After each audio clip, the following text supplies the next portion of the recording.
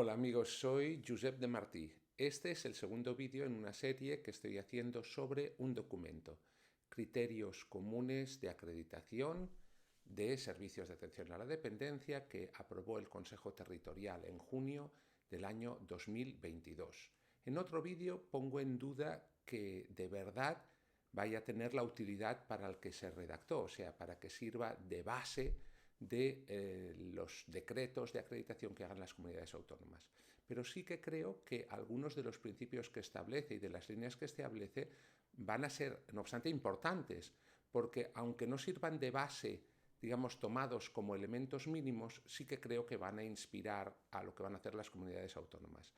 Y ahora vamos a hablar del incremento de ratio de personal en las residencias de personas mayores. El documento también habla de servicios para personas con discapacidad. Yo me estoy centrando en personas mayores dependientes. Entonces, tenemos que retroceder un poquito unos cuantos años, al 2008, en el primer documento que se hizo, los primeros criterios de acreditación, ya se establecieron unos mínimos de ratio, de dedicación de personal, al que tenían que acogerse todas las comunidades autónomas en un plazo. Lo que sucedió es que las comunidades autónomas, algunas cumplieron, algunas superaron y otras simplemente lo ignoraron. Ahora vamos al documento de 2022. Lo que hace cuando habla de personal, ratios de personal, es establecer primero una división dentro de lo que conocemos como atención directa. Atención directa es el personal que da apoyo en las actividades de la vida diaria a las personas mayores dependientes que viven en residencias.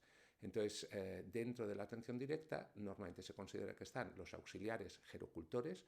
Se habla de auxiliares y gerocultoras con estos dos nombres, dependiendo del sitio en España donde estés, se utiliza más auxiliar o se utiliza más gerocultora, pero voy a decir siempre como sinónimo. Si digo auxiliar o gerocultora, me estoy refiriendo a lo mismo.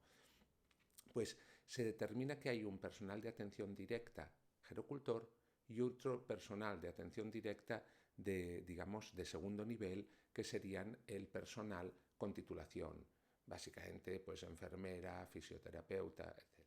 La forma que el documento elige para establecer el mínimo de dedicación de personal cuidador de gerocultoras auxiliares en residencias es hacer un escalado que empieza en diciembre de 2023. A partir de entonces la ratio mínima sería de 0,31. Esto quiere decir 0,31 gerocultoras a jornada completa por cada residente, ¿vale? O sea, cada 10 residentes, 3,1 gerocultoras a jornada completa, que se irían aumentando cada año en más o menos 2 puntitos. El primer año sería el 0,31, a finales de 2024 sería el 0,33 y esto iría subiendo hasta que a finales de 2029 la ratio mínima de gerocultoras sería del 0,43. Esto, si se suma toda la atención directa, quiere decir que nos vamos a final del año 2029 a una ratio, contando gerocultoras más personal de atención directa con titulación, del 0,51 en residencias de personas mayores.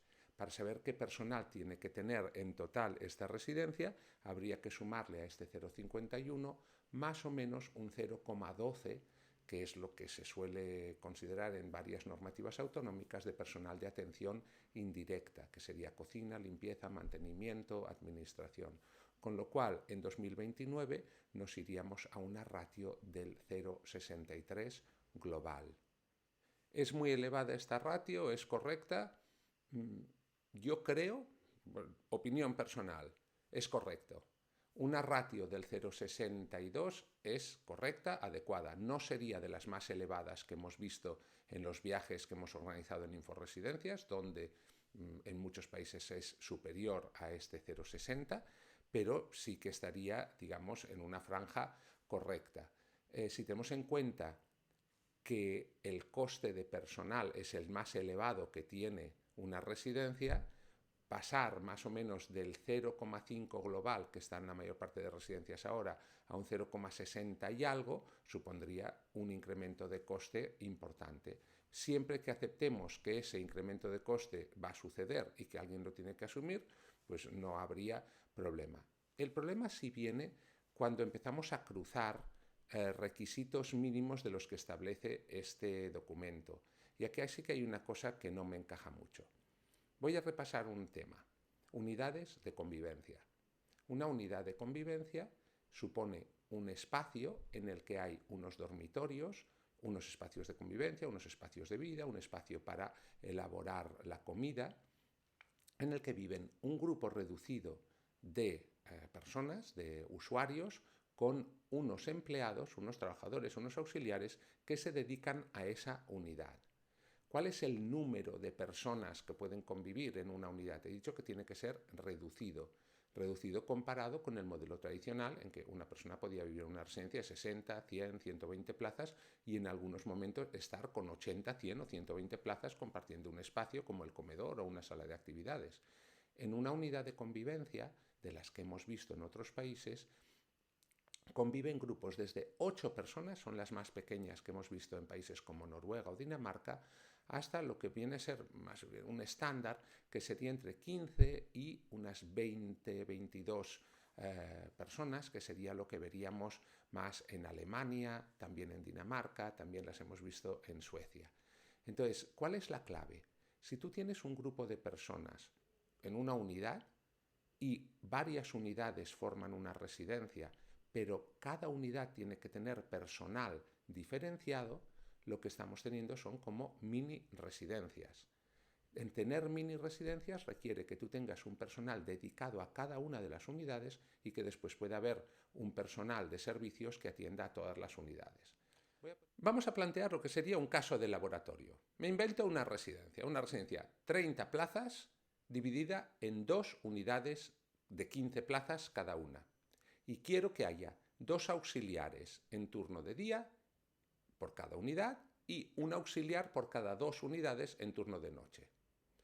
Y considero que el día son 14 horas al día y la noche son 10 horas al día.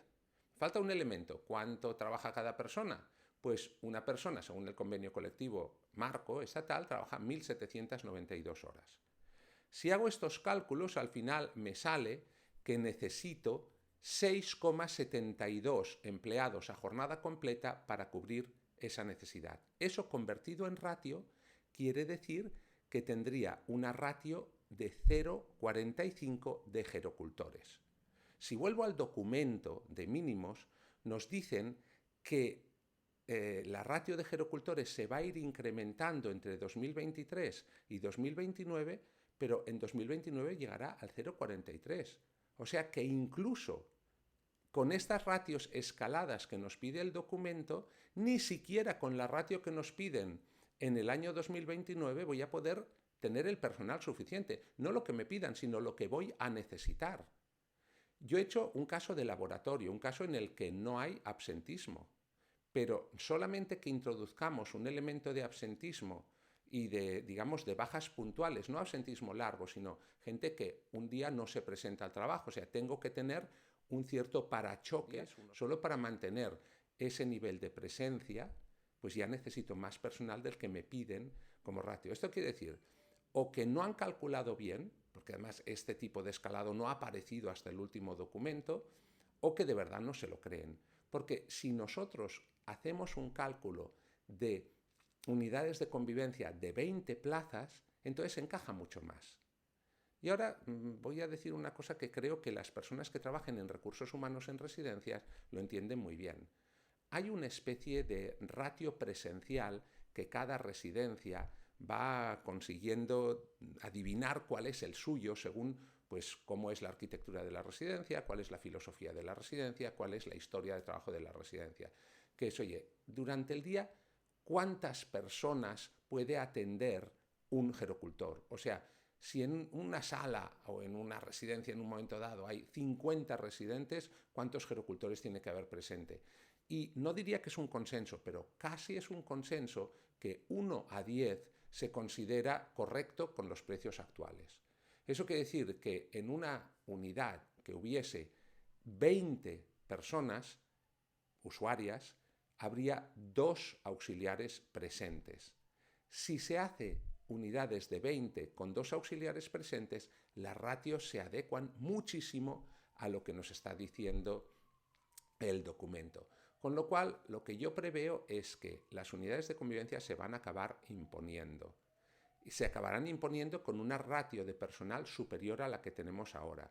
Pero yo creo que el tamaño de las unidades de convivencia, a pesar de que ahora están establecidas en 15, van a ir cambiando. Y este documento cambiará a medida que consiga más adeptos por parte de ese número de comunidades autónomas que no lo han aprobado.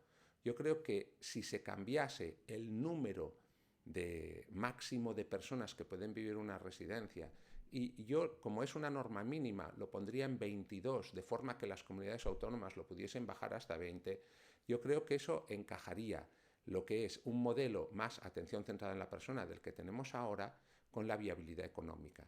Si un día tenemos suficiente dinero y podemos pagar mucho más de lo que estamos pagando ahora, quizá podríamos llegar a las unidades de convivencia de 8 que hemos visto en Noruega y también a veces alguna en Dinamarca o en Suecia. Pero no nos olvidemos de algo.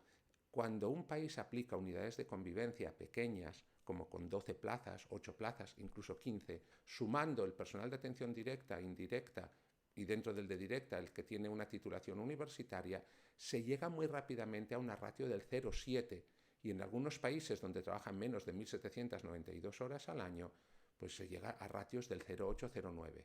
Hay un modelo que es de los que más me gusta, que se llama Greenhouse en Estados Unidos, donde contando todo el mundo que trabaja, la ratio de personal es del 1,2.